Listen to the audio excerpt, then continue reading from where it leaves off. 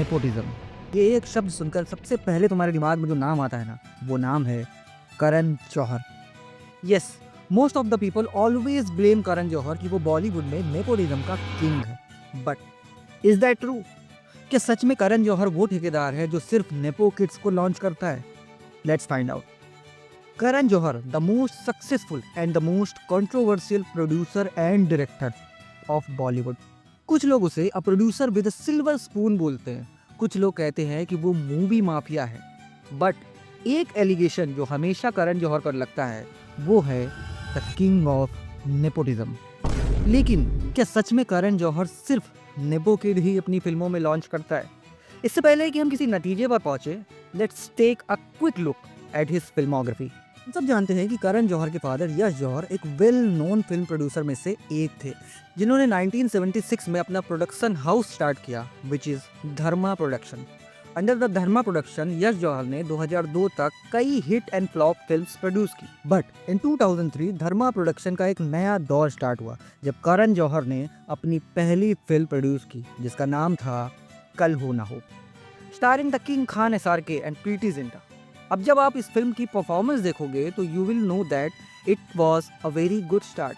हालांकि इससे पहले भी करण SRK के साथ काम कर चुके थे, but as a solo producer ये उनकी पहली फिल्म थी। देन 2005 में आई काल, 2006 में कभी अलविदा ना कहना, 2008 दोस्ताना, 2009 वेकअप से, 2010 my name is Khan, 2012 Agneepath. Although Karan खुद ही एक नेपो किड थे, बट एज अ प्रोड्यूसर अभी तक उनके साथ सब कुछ ठीक चल रहा था, until he made student of the year, starring nepo kid Alia Bhatt and nepo kid Varun Dhawan and an outsider Siddharth Malhotra. बस यहीं से करण धीरे धीरे किंग ऑफ नेपोटिज्म की तरफ बढ़ने लगे। स्टूडेंट ऑफ द ईयर करण की लाइफ का एक बड़ा टर्निंग पॉइंट भी था, क्योंकि इससे पहले उन्होंने most of the films king Khan यानी कि SRK के साथ बनाई थी। But student of the year के बाद शुरू हुआ नए एक्टर्स को लॉन्च करने का सिलसिला। एक के बाद एक धर्मा प्रोडक्शन से नए एक्टर्स की लाइन लग गई, जिसमें से most of them are nepo kids. लेकिन क्या करण ने सिर्फ नेपो किड्स को ही लॉन्च किया? अब देखो, सबसे पहली बात कि अगर नेपो किड्स है भी तो किसी को क्या परेशानी होनी चाहिए भाई? कौन सा बाप नहीं चाहेगा कि उसके बच्चे उस प्रिविलेज का लाभ ना उठा पाए जो उसने इतनी सालों की मेहनत के बाद बनाया है। ऋतिक रोशन का एक डायलॉग है कि अब राजा का बेटा राजा नहीं बनेगा, जो योग्य होगा वो राजा बनेगा।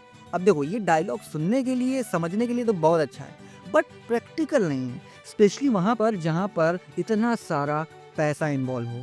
भाई, बनिए की औलाद चाहे जितनी भी निकम्मी हो, लेकिन दुकान की असली वारिस वही रहेगी। और बनिए का नौकर चाहे जितना टैलेंटेड हो, बनिया कभी अपनी दुकान उसको नहीं सौंपता। As simple as that. और ये पूरा नेपोटिज्म भी इसी थ्योरी पर टिका है।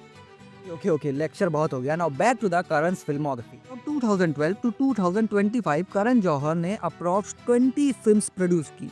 अब जिस हिसाब से लोग उसे किंग ऑफ नेपोटिज्म बोलते हैं, उस हिसाब से तो एवरी फिल्म में एक हीरो और एक हीरोइन, यानी कि टोटल अब तक 40 नेपो किड लॉन्च हो जाने चाहिए थे। Just kidding.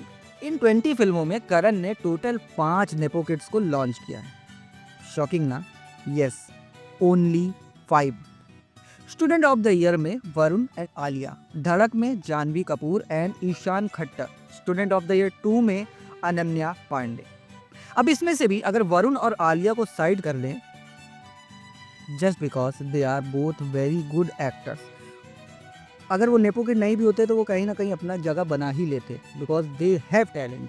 तो टोटल करण ने 3 नेपो किड्स को इन 20 फिल्मों में लॉन्च किया है। इवन तुम लोग ईशान खट्टर को भी इस लिस्ट से बाहर रख सकते हो, because he is also very talented. So 20 film में 3 nepo kids. Don't you think कि ये किंग ऑफ नेपोटिज्म का टैग इस स्टैट के हिसाब से फिट नहीं बैठ रहा? Okay, if you are still confuse तो चलो देखते हैं कि इन 20 फिल्मों में कितने आउटसाइडर्स को करण ने लॉन्च किया है। Number 1, Siddharth Malhotra in student of the year. Number 2, Tara Sutaria in student of the year 2। Number 3, किल में लक्ष्य लालवानी को लॉन्च किया है, एंड पल पल दिल के पास में शहर बांबा को। तो अगर इसमें से तारा सुतारिया को निकाल भी दें, then still they all are fabulous actors. So now the score is 3 all. अब बताओ, Karan Johar is still king of nepotism, या फिर ये टैग बस एम ही दे दिया गया है क्योंकि उनकी फिल्मों में पंकज त्रिपाठी, नवाजुद्दीन और संजय मिश्रा जैसे एक्टर्स नहीं होते। बॉलीवुड में हर प्रोड्यूसर एंड डायरेक्टर का एक अलग जॉनरा सेट है, एक स्टाइल सेट है और वो उसी को कैरी करके आगे चलते हैं। Like Anurag Kashyap realistic dramatic movies बनाते हैं, भंसाली को हिस्ट्री ज़्यादा पसंद आती है, राजू हिरारी को सोशल मैसेज देने वाली मूवीज ज़्यादा पसंद आती हैं, आदित्य चोपड़ा को एक्शन और रोमांटिक फिल्में ज़्यादा बनानी पसंद है, मैडॉक इस समय हॉरर कॉमेडी की ओर बढ़ता जा रहा है। उसी तरह करण का भी एक अलग जॉनरा है, उसमें जो फिट होगा वही कास्ट होगा, एंड दैट्स इट। बाकी तुम्हारा क्या सोचना है इस टॉपिक में, ये मुझे कमेंट्स करके जरूर बताना, और वीडियो पसंद आई हो तो लाइक कर देना, शेयर कर देना, और जिनको ये लगता है कि Karan Johar king of nepotism है उनके साथ ये वीडियो शेयर भी कर देना। मिलते हैं नेक्स्ट वीडियो में, बाय बाय।